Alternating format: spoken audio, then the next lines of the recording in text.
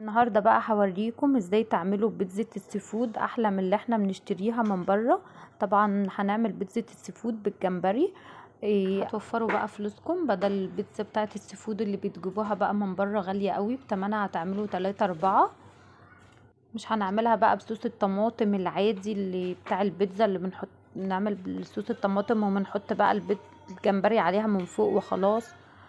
طبعا هنعملها بالصوص الابيض اللي يليق على بيتزا الجمبري، بيتزا السيفود. طبعا بيبقى حلو قوي ومميز قوي، بيخلي طعمها في حتة تانية. اللهم صلي وسلم وبارك عليك يا حبيبي يا رسول الله. عاملين ايه يا حبايب قلبي؟ وحشتوني من الفيديو اللي فات. صباح الفل والياسمين على عيونكم الحلوين يا حبايب قلبي.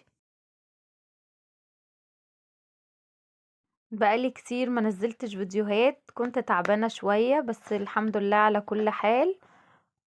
شكرا يا حبايب قلبي على الناس اللي سألت عليا، ما تحرمش منكم ابدا. طبعا هنعمل حاجة من كبير وصغير بيحبها. طبعا ما فيش حد اسمه ما بيحبش البيتزا، كلنا بنفضلها عن اي اكلة تانية. طبعا من عشاق البيتزا الاطفال والكبار، واحنا قاعدين كده بنبقى مش عارفين ناكل ايه، بتلاقينا فجأة قمنا كده وعملنا بيتزاية، بجد بتبقى خطيرة.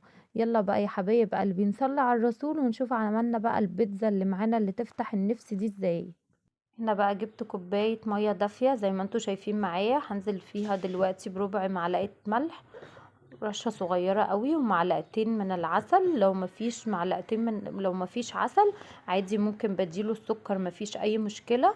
ومعلقة كبيرة خميرة زي ما انتوا شايفين معايا. صلوا على الرسول يا حبايب قلبي.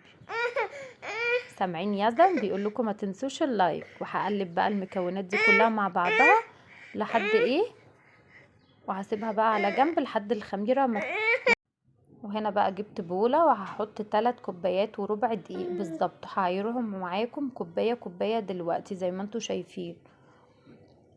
طبعا الطريقة دي حلوة قوي للبيتزا. لو البيتزا ما بتظبطش معاكي المقدار ده هيعملك بيتزايتين كبار.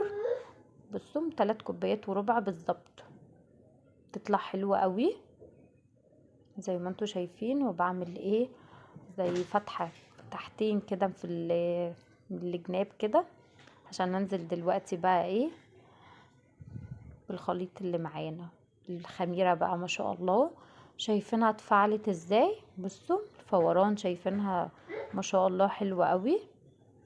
وهقلب بقى ايه المكونات دي كلها مع بعضها. صلى على الرسول يا حبايب قلبي، اللهم صل وسلم وبارك عليك يا حبيبي يا رسول الله. وهعجن بقى لحد بصوا العجينة ملمسها حلو قوي. بصوا بتلزق معايا تلزيقة خفيفة قوي الشكل ده. هشيلها بقى على جنب كده وغطيتها بالشكل اللي انتوا شايفينه، وهسيبها تخمر بقى براحتها. وهنا بقى عندي جريلا ونزلت عليها في قطعتين من الزبدة. وهنا ضفت بقى الجمبري. طبعا هنعمل البيتزا بالجمبري. شايفين انا شايلة السلسلة بتاعة الظهر، شايفين المنظر ما شاء الله حلو قوي. سلسلة ما بتاخدش حاجة، ممكن بتشيليها بعود من الخردة بس كده. وهنا زي ما انتوا شايفين نزلت في الجريلا بقطعتين من الزبدة. وهنا بقى مش عايزه اقول لكم على الريحه، هنزل دلوقتي بمعلقه توم مفروم زي ما انتوا شايفين معايا. قلبي بقى التوم مع الزبده كده، وبصي الريحه خطيره من غير ما نحط لسه الجمبري ولا اي حاجه. صلي على الرسول يا حبايب قلبي. طبعا بيتزا الجمبري دي بتبقى حلوه قوي. عامه اي نوع بيتزا عاملاها بمارجريتا بالصدق بمشكل جبن، بتشوفي انت حابه تعمليها بايه، عامه بتبقى جميله. وهنا نزلت كده بالجمبري زي ما انتوا شايفين معايا. انا هعمل واحده بالجمبري وواحده بالتونه. والله العظيم بصوا بتبقى حلوه قوي، هوريها لكم برضو دلوقتي. وهنا بقى ايه، طبعا الجمبري ما بياخدش سوا على النار لمده دقيقتين بس كده. وهنزل دلوقتي بقى برشه من الملح بسيطه خالص، ورشه بقى من الكمون. شقلبي قلبي كده عشان الروايح بقى يا حبايب قلبي الحلوه. وهنا رشه من الكزبره. طبعا جمبري لازم كمون وكزبره، ده اساسي الوصفه معانا زي ما انتوا شايفين معايا. وهنا بقى حبة زعتر والله العظيم بتبقى فظيعة. على فكرة ممكن تضيفوا الزعتر في العجينة برضو مفيش اي مشكلة. وسامعين يزن؟ هنا بقى عندي الخلاط هنزل فيه دلوقتي. طبعا هنعمل التوبنج بتاع البيتزا.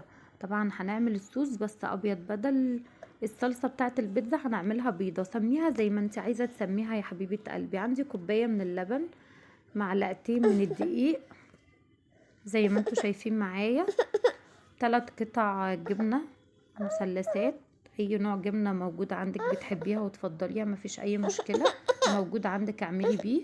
يزن ابني طبعا بيشاركني في الفيديو زي ما انتوا سامعينه، بيقول لكم ما تنسوش اللايك. زي ما انتوا شايفينه ضربت المكونات دي كلها في الخلاط، ونزلت عندي طاسة نزلت فيها كده بقطعتين من الزبدة، ونزلت عليهم كده بالخليط اللي احنا ضربناه كله في الخلاط. بصوا هنقلب كده، وهضيف دلوقتي قطعة جبنة شيدر، موجودة عندك برضو، موجودة مش موجودة مفيش اي مشكلة. اهم حاجة يا حبيبة قلبي ما توقفيش نفسك على حاجة، الموجود عندك اعملي بيه زي ما انتوا شايفين. وهتن بقى اقلب كده، بصوا فظيعة.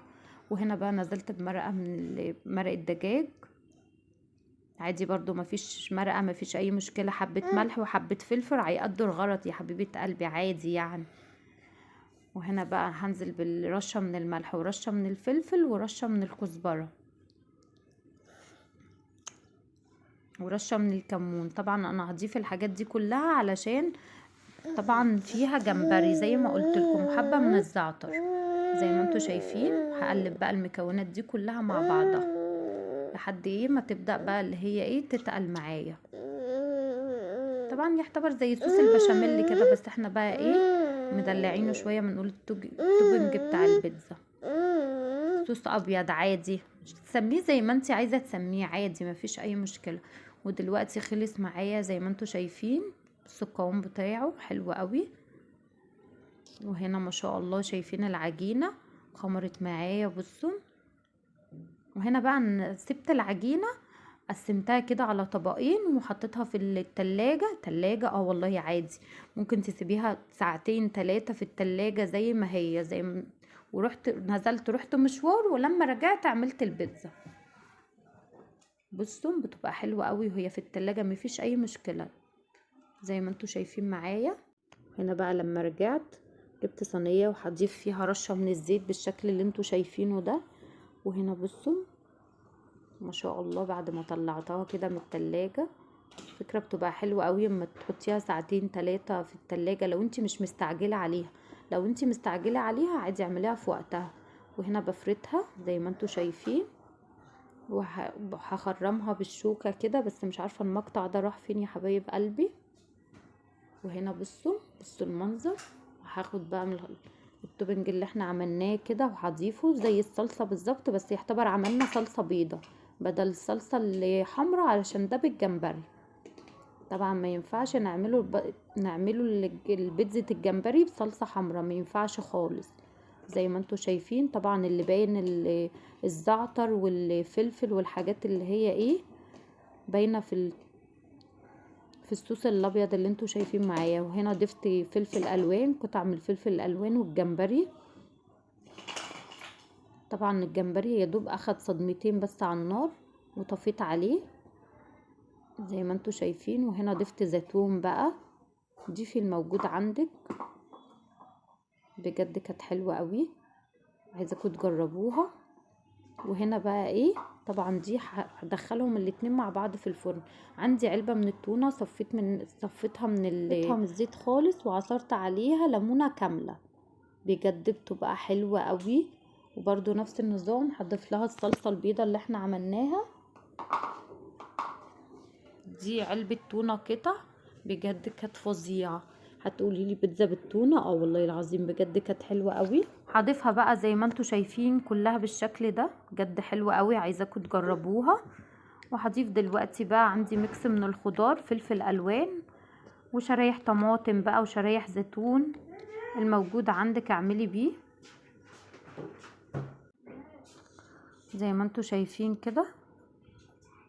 لزوم التكات والحركات بقى يعني على الالوان بقى شايفين، وزيتون بقى مش عايزه اقول لكم اديله. صلي على الرسول يا حبايب قلبي. يلا بقى قومي فرحي الولاد وجيبي نص كيلو من الدقيق واعملي بيتزاية حتى لو واحدة. وهنا بقى بضيف الجبنة الموتزاريلا على البيتزا بالجمبري زي ما انتوا شايفين، عشان بقى ايه ادخلهم الاتنين مع بعض الفرن. وهنا بقى سر من اسرار المطاعم، الحواف البيتزا كده هضيف عليها بقسماط، يا بقسماط يا سميد، الموجود عندك ضيفيه طبعا علشان تبقى شكل بتاعت بره.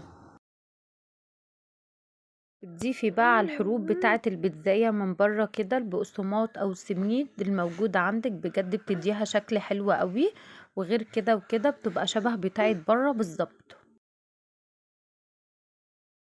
ودلوقتي بقى يا حبايب قلبي هدخلها الفرن على الرف الوسطاني، ربنا يصلح ما بين ايديكم يا حبايب قلبي يا رب.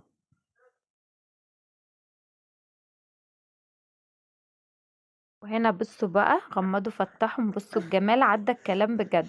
شايفين بيتزا السيفود؟ بصوا بجد فظيعة. لا بجد انا عايزاكم انتوا اللي تجربوا، انتوا اللي تحكموا على الشكل. شايفين الشكل محل الطعم بقى. شايفين بيتزا الجمبري؟ بجد والله العظيم كانت حلوة قوي، شبه بتاعت بره واحلى، وحاجة مضمونة ونضيفة وانتي اللي عاملاها في البيت. يلا بقى قومي فرحي الولاد وهتعملي لهم احلى بيتزا جمبري او احلى بيتزا بالتونة، بجد كانت خطيرة.